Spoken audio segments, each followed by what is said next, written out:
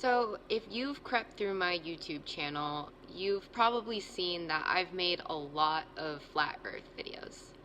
Well, two.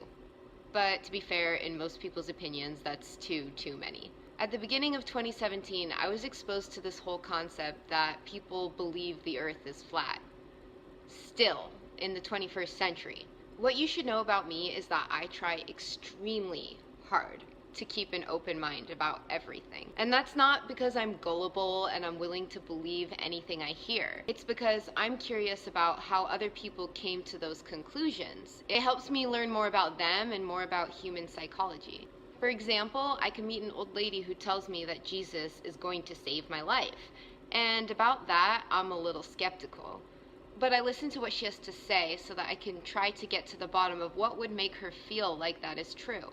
When you try to see how somebody could truly believe something, it helps you understand their underlying intentions for the things that they say. I know this because I've worked with children for half my life, and they're always believing in wild things and telling you it's so because there's an underlying truth to it. So the flat earth phenomenon was really interesting for me because we have a bunch of people believing in the same thing for different reasons.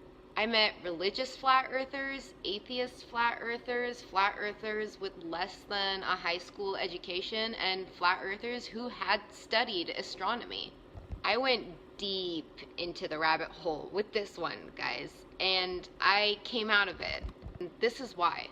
I really tried to do my own research and figure out myself if the earth was round or flat. But all the research that I was doing was still secondhand. I was Googling how to measure the curvature of the earth.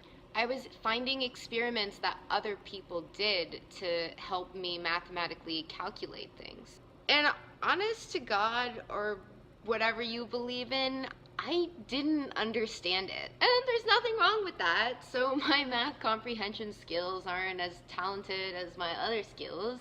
We can't all win the science fair. Wow, I'd like to be as smart as a computer. I realized that it was going to take my faith in someone else's mathematical comprehension to come to a conclusion on whether or not the earth was round or flat. And if you look online, you can find experiments for both sides of the argument. So really, it's a matter of what you want to believe. I met a lot of flat earthers last year, and they're all different. But the one thing that they share in common is this terrible taste in their mouth for what the government has been feeding us. And with almost half of Americans believing 9/11 was an inside job, I'm not surprised that so many people believe the earth is flat.